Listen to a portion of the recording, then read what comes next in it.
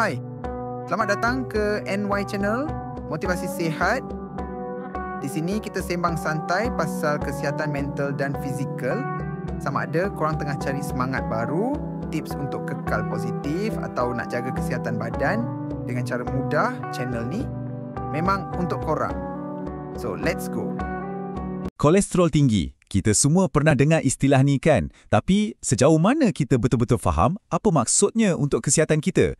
Baiklah, dalam perkongsian kali ini, jom kita bongkar sama-sama. Kita akan lihat apa yang berlaku di dalam arteri kita dan yang paling penting, macam mana kita boleh ambil alih kawalan. Okey, cuba tengok gambar ni. Inilah dia, musuh dalam selimut kolesterol tinggi. Plak kolesterol ni dia senyap-senyap berkumpul dalam arteri kita. Macam pencuri, sikit demi sikit dia sempitkan laluan darah. Dan yang paling menakutkan, anda takkan rasa apa-apa sampailah keadaan dah jadi betul-betul serius. Para doktor ada nama khas untuk keadaan ni, dyslipidemia.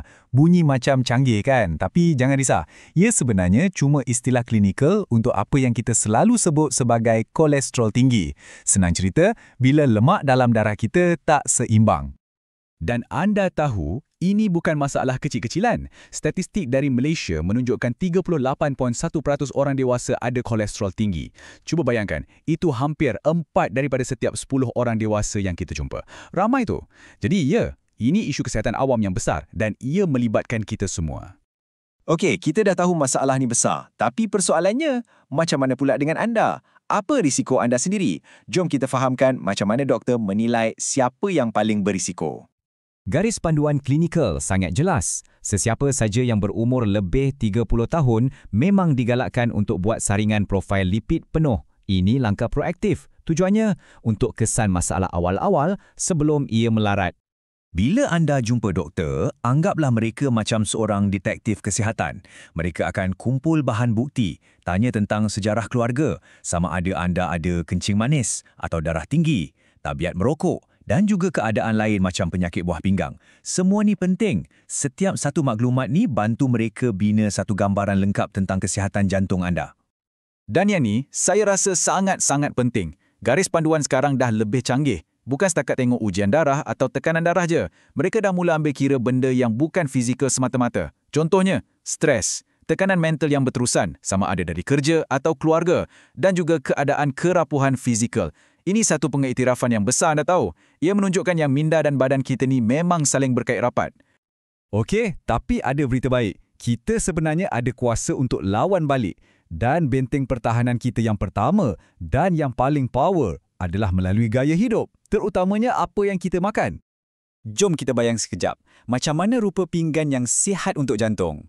Pertama, warnai pinggan anda. Maksudnya, penuhkan dengan buah-buahan dan sayur-sayuran. Kemudian, tambah bijirin penuh yang buat kita rasa kenyang lebih lama. Untuk protein pula, cuba lebihkan sumber tumbuhan macam kacang dan lentil. Ikan pun pilihan yang sangat bagus, tapi ingat, cara masak tu penting. Bakar atau rebus, bukan goreng. Okey, kita pecahkan lagi. Senang cerita, ada kumpulan patut makan dan patut kurangkan.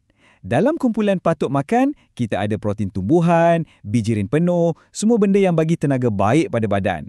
Dalam kumpulan patut kurangkan pula, ada bijirin yang diproses, makanan ringan manis dan musuh utama, garam berlebihan. Pasal garam ni, cuba sasarkan kurang daripada setengah sudut teh je sehari. Nampak sikit kan? Tapi percayalah, ia boleh buat perbezaan yang sangat besar. Sekarang, saya nak anda semua dengar betul-betul. Ini mungkin poin paling penting pasal pemakanan. Petikan ni dah cakap semuanya.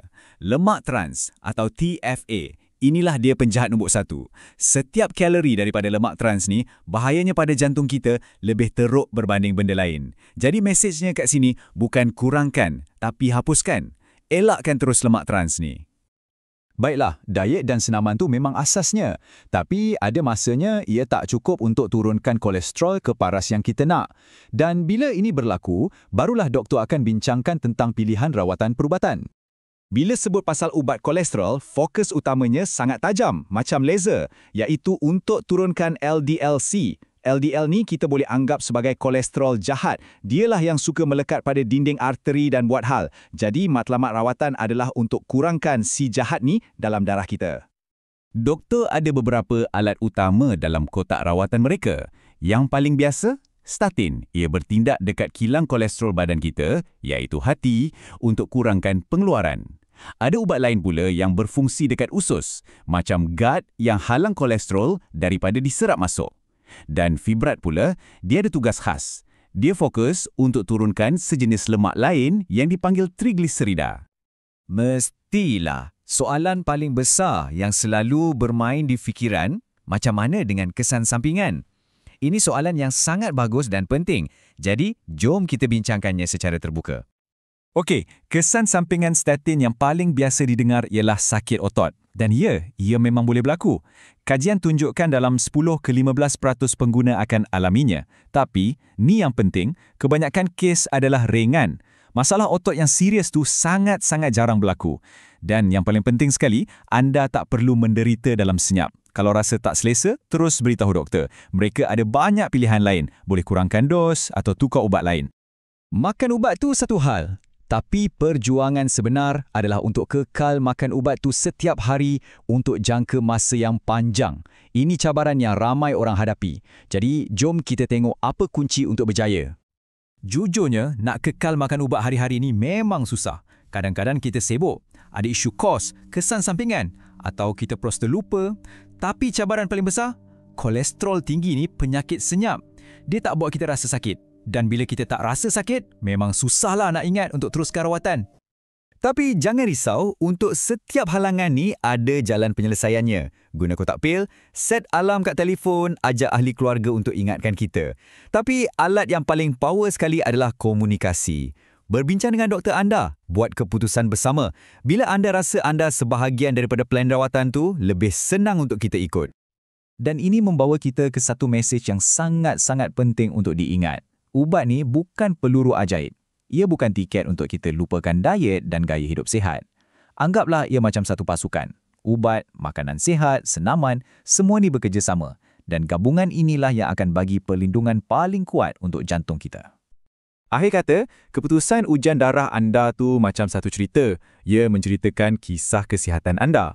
Bila anda faham nombor-nombor ni dan anda bekerjasama dengan doktor, andalah yang pegang pen untuk tulis bab seterusnya dalam cerita tu. Jadi, apa bab seterusnya untuk anda? Pilihan di tangan anda.